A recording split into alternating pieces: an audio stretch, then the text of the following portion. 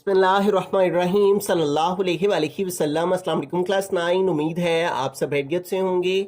आज हम करेंगे रिव्यू एक्सरसाइज 7 के क्वेश्चन नंबर 1 को, जो कि MCQs हैं। तो सबसे पहला MCQ है हमारा, the equation of a straight line in the slope intercept form is written as. तो स्लोप इंटरसेप्ट फॉर्म कौन सी होती है, ठीक है। तो अगर हम बुक पे आए तो यहाँ पे देखें, बुक पे ये चीज़ जो है वो वाज़ेह तौर पे मेंशन है कि जो स्लोप इंटरसेप्ट फॉर्म है वो हमारी इक्वल होती है y is equal to mx plus C, ठीक है। Slope intercept form of a straight line, और यहाँ पे भी देखें स्ट्रेट लाइन का ही उसने बोला हुआ है। स्लोप इंटरसेप्ट फॉर्म किसकी? स्ट्रेट लाइन की, और वो क्या होती है? y is equal to mx plus C, ठीक है। y is equal to mx plus C. ये देखें जो ए वाला ऑप्शन है ना, वो नहीं आपने लगाना, क्योंकि यहाँ पे m और x के साथ भी मल्टीप्लाई हो रहा है और m c के साथ भी मल्टीप्लाई हो रहा है।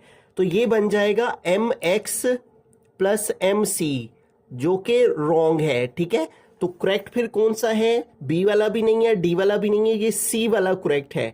इसकी उसने जस्ट जगह जो है वो तब्दील की हुई है, c उसने पहले लिखा हुआ है और mx बाद में लिखा हुआ है। तो इसको ऐसे भी लिखा जा सकता है mx प्लस सी, ठीक है। तो आपको ये पता होना चाहिए कि स्ट्रेट लाइन की स्लोप इंटरसेप्ट फॉर्म का फॉर्मूला क्या होता है? y is equal to mx plus C, ठीक है। दोनों पॉजिटिव वैल्यू हैं तो इनकी जगह चेंज हो सकती है। नेक्स्ट पे चलते हैं, सेकंड MCQ है, the gradient of two parallel lines are. अब यहाँ पे ये वर्ड यूज हुआ है ग्रेडियंट का, तो ग्रेडियंट का दूसरा नाम स्लोप है। ये देखें यहाँ पे भी इस चीज को उसने मेंशन किया हुआ है कि जो स्लोप होती है उसी को ग्रेडियंट कहते हैं। स्लोप और ग्रेडियंट ये दोनों एक ही चीज हैं, ठीक है। और यहाँ किसके ग्रेडियंट की बात हो रही है? जो लाइंस आपस में पैरेलल हैं, ठीक है। और यानी दो लाइंस हैं, एक लाइन ये है और एक लाइन ये है, और दोनों लाइंस आपस में पैरेलल हैं, ठीक है। और दोनों की स्लोप, अगर दो लाइंस आपस में पैरेलल हों तो वो कह रहा है दोनों की स्लोप जो है वो फिर आपस में क्या होगी, ठीक है। तो ग्रेडियंट का मतलब स्लोप पैरेलल लाइंस। इसके लिए भी आपको ये बात जुबानी याद होनी चाहिए, ये हमने एक्सरसाइजेज में भी बहुत दफ़ा पढ़ा है कि जब भी दो लाइंस आपस में पैरेलल हों तो उनकी स्लोप है, m का मतलब स्लोप होता है, वो स्लोप आपस में इक्वल होती है, ठीक है। ये 130 पेज पे हमने अंडरस्टैंड किया था, m1 इक्वल है m2 के, यानी स्लोप इक्वल होगी किस सूरत में? अगर लाइंस पैरेलल हों, ठीक है। ये लाइंस पैरेलल है ना, तो इसकी स्लोप के क्या होगी? इक्वल होगी, ठीक है। तो दोनों स्लोप आपस में क्या होंगी? इक्वल। तो लिहाजा इसका जो करेक्ट आंसर बनेगा वो फिर क्या बनेगा? इक्वल, ठीक है। द ग्रेडियंट यानी slope of two parallel lines क्या होती हैं? आपस में इक्वल होती हैं, तो इक्वल इसका आंसर आ जाएगा। उसके बाद थर्ड वाला MCQ है, if the product of the gradient of two lines is -1 then the lines are. तो यहीं पे देखें, जहां पे हमने पैरेलल के बारे में पढ़ा है कि स्लोप आपस में इक्वल हों तो लाइंस पैरेलल होती हैं, यहीं पे देखें अगर स्लोप का वो कह रहा है प्रोडक्ट लिया जाए, ये देखें m1 और m2 का प्रोडक्ट लिया जाए तो आंसर किसके इक्वल आता है? -1 के। यही बात वो यहाँ पे कर रहे हैं कि अगर जो है वो प्रोडक्ट लिया जाए, प्रोडक्ट मतलब मल्टीप्लिकेशन, ग्रेडियंट मतलब स्लोप, यानी m1 एक ग्रेडियंट और दूसरा ग्रेडियंट, इन दोनों का प्रोडक्ट मतलब multiplication. Gradient of two line, ये पहली लाइन ये दूसरी लाइन, इन दोनों का प्रोडक्ट इक्वल आए -1 के, तो तब जो लाइंस हैं वो क्या होंगी? आपस में परपेंडिकुलर, ठीक है। ये देखिए यहाँ पे लिखा भी हुआ है वाज़ेह तौर पे, परपेंडिकुलर कब होंगे? जब दोनों स्लोप का प्रोडक्ट इक्वल होगा -1 के। तो लिहाजा इसका फिर करेक्ट आंसर क्या हुआ? परपेंडिकुलर, ठीक है। तो ये कुछ टेक्निकल बातें हैं, ये आपको जुबानी मालूम होनी चाहिए, उन्हीं की बेस पर आप इन MCQs को सॉल्व कर सकते हैं। आगे फोर्थ MCQ है, distance between two points P and Q is. तो यहाँ P एक पॉइंट दिया हुआ है और एक Q पॉइंट दिया हुआ है, और इसका हमने डिस्टेंस जो है वो फाइंड करना है, ठीक है। तो P पॉइंट उसने दिया हुआ है और वो है 1,2, जबकि Q पॉइंट उसने दे रखा है और वो है 4,6, ठीक है। और इन दोनों का उसने डिस्टेंस फाइंड करने को बोला है, तो हम डिस्टेंस फॉर्मूला लगाएंगे। डिस्टेंस फाइंड करना है PQ के दरमियान, तो उसके लिए डिस्टेंस फॉर्मूला आपको जुबानी मालूम होना चाहिए। वो क्या होता है? x2 - x1 whole square plus y2 minus y1 whole square. तो ये फार्मूला आपने यूनिट के अंदर अंडरस्टैंड किया है काफ़ी मरतबा। तो इस फार्मूला की मदद से हम डिस्टेंस फाइंड करेंगे। ये देखें, ये पहला सेट भी एक्स वाई का होता है और दूसरा भी एक्स वाई का।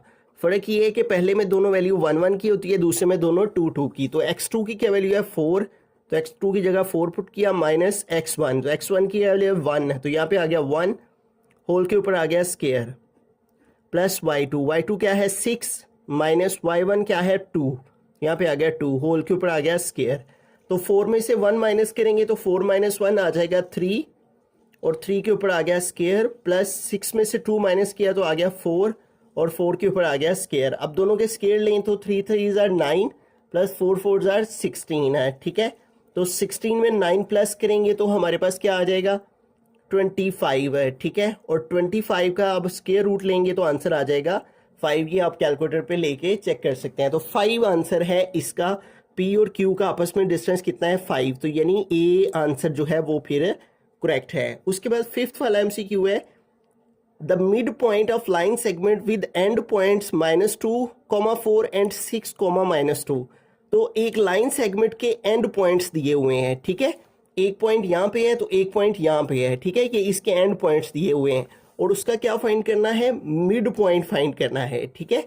ये वाला पॉइंट फाइंड करना है। तो ये दो पॉइंट्स अगर हम ए और बी कंसीडर कर लें तो ये मिड पॉइंट हमें फाइंड करना है। तो उसके लिए आपको मिड पॉइंट का जो फॉर्मूला है वो मालूम होना चाहिए। इसको भी हमने काफ़ी मरतबा जो है वो क्वेश्चंस में यूज़ किया है, ठीक है। तो पहले यहाँ पे पॉइंट्स लिख लेते हैं जिन पॉइंट्स का मिड पॉइंट फाइंड करना है। वो है -2, 4 और दूसरा पॉइंट है 6, -2, 6, -2। अब इन दोनों के बिटवीन में मिड पॉइंट फाइंड करना है। तो मिड पॉइंट का formula, mid point x coordinate, y coordinate. तो मिड पॉइंट का फॉर्मूला होता है x1 plus x2/2, y1 plus y2/2, ठीक है। तो अब वैल्यूज पुट करते हैं। ये हमारी x1 है, ये y1, ठीक है, और ये x2 और ये y2। तो x1 की क्या वैल्यू है -2, यहाँ पे आ गया -2 प्लस x2 की क्या वैल्यू है 6 आ गया, ओवर आ गया 2। फिर है y1 क्या है 4 प्लस y2 क्या है -2, तो इसको ब्रैकेट में लिख लेंगे, ओवर आ गया 2, ठीक है। तो इसको मोर सिंप्लीफाई करें तो -2 प्लस 6 कैलकुलेटर पे लिखेंगे 4 आ जाएगा, 4/2 और ये आ गया 4 और प्लस माइनस -2 ओवर आ गया 2, ठीक है।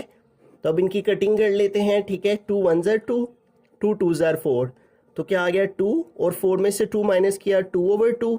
तो अब 2 की 2 से कटिंग करें तो 2 1 ज़ार 2, 2 1 ज़ार 2। तो लिहाजा जो मिड पॉइंट आया है हमारे पास वो किसके इक्वल आ गया 2, 1 के, ठीक है। तो इसका जो करेक्ट आंसर होगा वो फिर क्या होगा 2, 1। तो ये देखें 2, 1 जो है वो बी वाला जो आंसर है फिर इसका करेक्ट है। बिस्मिल्लाहिर्रहमानिर्रहीम। 6th MCQ है, a line passing through points. तो यहाँ पे दो पॉइंट्स दिए गए हैं, एक है 1, 2 और दूसरा है 4, 5, ठीक है। तो जब दो पॉइंट्स दिए हों और उसने इक्वेशन बनाने को बोला हो, ठीक है, ये लाइन इन पॉइंट से पास हो रही है, तो बताइए कि इनकी क्या इक्वेशन होगी।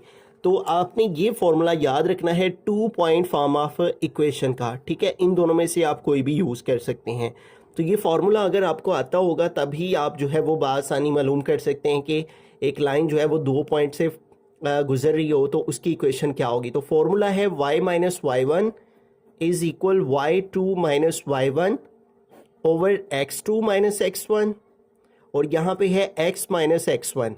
तो इस फॉर्मूला की मदद से हम जो है वो बआसानी मालूम कर सकते हैं कि इसकी इक्वेशन क्या होगी। ये देखें, ये जो पहला पॉइंट है ये भी xy है और दूसरा भी xy है, लेकिन ये 1 1 वाली वैल्यूज़ हैं और ये 2 2। अब वैल्यूज़ पुट करते हैं, y वैसे का वैसे ही माइनस y1 की क्या वैल्यू हमारे पास 2, तो यहाँ पे आ गया 2 इज इक्वल y2 क्या है 5 माइनस y1 क्या है 2, तो यहाँ पे आ गया 2 ओवर है x2 क्या है 4 माइनस x1 क्या है 1, तो यहाँ पे आ गया 1 और फिर है x वैसे का वैसे ही आ जाएगा माइनस x1, तो x1 क्या है 1, यहाँ पे आ गया 1, ठीक है।